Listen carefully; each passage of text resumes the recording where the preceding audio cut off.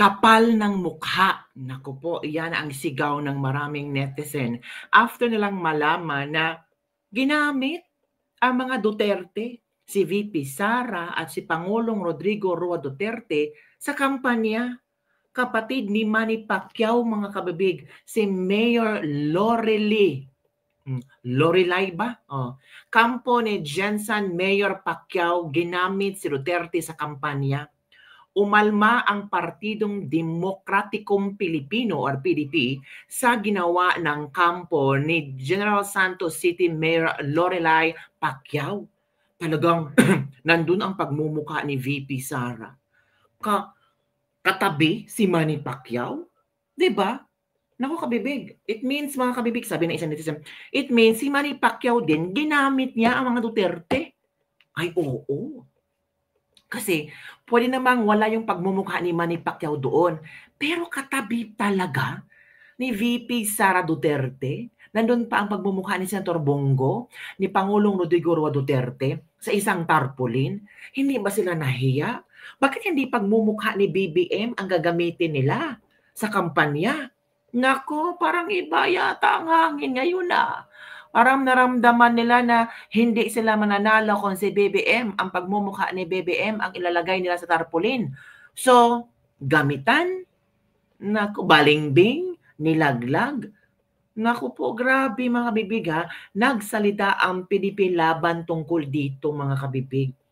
Na huwag kayong magpabudol. Naku po, eto kabibig ha, panoorin natin ang videong ito na kung saan ibinalita talaga ito kabibig. O trending at pinag-usapan talaga ito mga kabibig. Ito kabibig From Abante News Online. Kampo ni Jensan Mayor Pacquiao, ginamit si Duterte sa kampanya. Umalma ang Partidong Demokratikong Pilipino sa ginawa ng kampo ni General Santos Mayor Lorelei Pacquiao. Manood tayo kabibig ha, paano ang ginawa nito. Yan Panoorin nyo. Sa ginawa ng kampo ni General Santos City Mayor Lorelei Pacquiao. Yan. Ano ang ginawa? Tignan natin ha, ikaw mo na yung paggamit sa pangalan ni dating Pangulong Rodrigo Duterte at kanyang mga kaalyado. Grabe naman. Ayan. Ay, ito pala kabibig. Tingnan nyo. Uy, palakihin natin ha. Tingnan nyo kabibig. Hala, grabe naman yan. Uy, Pacquiao Duterte. Tapos meron pa ditong party list, one Pacman party list, ginamit pa. Diba? Serbisyong totoo, tatak Pacquiao. Pero bakit nandito ang pagmumukha ni VP Sara Duterte? Diba kabibig? Hala ka. Kaya umalma ang PDP laban. Kasi bakit nyo ginamit ang pagmumukha ni VP Sara? Bakit inendorso ba ni VP Sara si Manny Pacquiao? Hindi naman Tapos ito, Pacquiao Duterte, bakit? Tandem ba? Naku po. Naku, magagalit talaga ang mga pro-Duterte supporters nito, Manny Pacquiao. Oo, kahit sabihin mo na hindi ikaw ang nanggampanya, Manny Pacquiao, pero ginamit yung pictures mo, katabi mo pa si VP Sara, ng kapatid mo or sino man ito, kapatid ba ito ni Manny Pacquiao o ano ba? Kasi hindi maganda. 'Di ba? Nakakabuisit talaga mga kabibig. Let's continue. Kita nyo naman, 'di ba? Nagpalabas ng statement ang PDP Laban. Sabi ng PDP Laban, it has come to the attention of the PDP regional office that certain social media posts involving Vice President Inday Sara Duterte and Senator Christopher Lawrence Bongo, together with People's Champs Movement stalwarts, Jensan City Mayor Lorelei Pacquiao and husband Bobby Pacquiao, has been circulating online with the end view of convincing people that they are pro-Duterte supporters and are closely united with the PDP Laban candidate. Nako, ginamit talaga ang mga Duterte. So, they're convincing the people na pro-Duterte sila. Nako, Grabe. Kung pro Duterte kayo, bakit nilagay ang pagmumukha ni Manny Pacquiao dyan? Kasi si Manny Pacquiao, alyansa ni BBM. So ramdam na ba ni Manny Pacquiao na matatalo na siya? So gagamitin na naman niya ang mga Duterte? Flirting mo. Kaya, yan ang bitigo. Yan. It's a political drama, sabi ng PDP. It's a political drama na gagamitin ng mga Duterte para manalo kayo. Oh. Sinama pa si BP Sara, ha? Grabe. At Senator Bongo, Pacquiao. Yan naman ito niyo eh. Ito. This narrative depicts treachery and pure political drama in the part of the PCM. The only result that we see is to gain sympathy to Jensen voters and projects total panic in the campaign strategy being employed.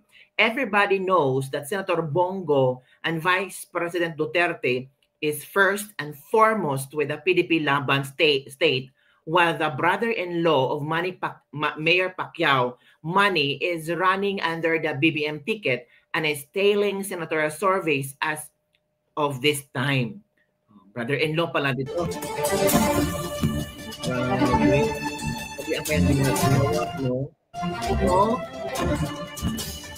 Sabi ng ng PDP dapat hindi dapat magpabudol sa campaign strategy ng mga ganitong estilo political drama na gagamitin ang mga Duterte para sa kanilang para manalo sila kasi ramdam nila the boat is sinking, so naghahanap sila ng matibay na baruto o ng ship at doon sila pupunta. Naku, gagamitin na naman ng mga Duterte. Hiya naman sila, no? The last-ditch efforts of PCM to include Duterte and Bongo in a campaign strategy is hoax and must not be favored and shared. Riding to the sentiments and sympathy of every Filipino is not only an insult but a total disregard to the true people's feelings. Tama. Parang pinaglalaruan lang yung emosyon ng mga tao kasi alam naman nila na malakas ang mga Duterte. So, kailangan nilang may masandigan na malakas na Duterte. So, hanap sila ng way na sabihin na i-convince ang mga tao na pro-Duterte kami. Kahit si Manny Pacquiao ay nasa slate ni BBM, pero parang doon kami kay Duterte sumusuporta. Ano to? Tapos ang pagmumukha ni Pacquiao, kasali doon. So yun, kabibig. Ito nakakatawa lang. Ito lang yung nakakagigil tingnan mga kabibig. Yan Sino bang hindi magigigil sa picture na yan? Diba? So it means tinaydor ni Lorelai Pacquiao si Manny Pacquiao, pero hindi naman pwedeng traidorin kasi nandyan naman pagmumukha ni Manny Pacquiao. Nandyan pa ang numero ni Manny Pacquiao kung paano mo iboto si Manny Pacquiao. Tinatatak Pacquiao Duterte. Ano ba naman to? Gagawa na ba to? Diba kabibig? Parang niloloko lang ang mga tao. Sana ang mga tao sa Jensen hindi mapapaloko dyan. Kasi marami na talaga ang mga drama ngayon para makuha lang talaga ang boto. Diba?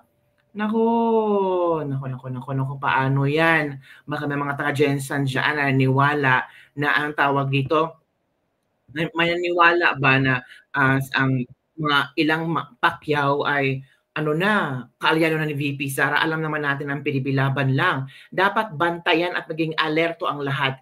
Kahihiya naman sa mga Pacquiao, traidor at balimbing, sabi ni Inday Destua Otaron. Walang boboto sa iyo, Manny, manggagamit ka. Never vote Pacquiao. Si Manny sip-sip na yan, traidor pa. Di ka na nahiya. Buti nakatulog ka pa, kala mo nanalo ka pa. Budol niyo, Roque Barbocos. Yan ang komento ni Roque Balboco. Di ka na manalo, Pacquiao. Huwag niyong gamitin ang mga Duterte para manalo kayo. Yan mga kabibig, ha. Nakita nyo na ang mga komento na maraming netizen na parang huwag nyo namang gawing katatawanan si VP Sara. Hindi naman, sabi ng iba, hindi katatawanan si VP Sara. Si Manny Pacquiao ang totoong balimbing. Oo. Para manalo talaga sa Jensen, kailangan talaga ilagay ang pagmumukha ni VP Sara. May Pacquiao Duterte pa dyan. Di ba mga kabibig? So ganun na ba kadesperado ang move ni Manny Pacquiao? Sabi ng pusa dito na meow, meow, meow. Meow, meow, meow, meow. Yan na mga kabibig. So yan lang po mga kabibig ang ating latest libak-libak for today. Ano ang inyong komento tungkol dito? Pati mga pusa nagagalit na. Ang pusa ko dito nagagalit na kung bakit daw dinamay-damay si BP Sara. Oo.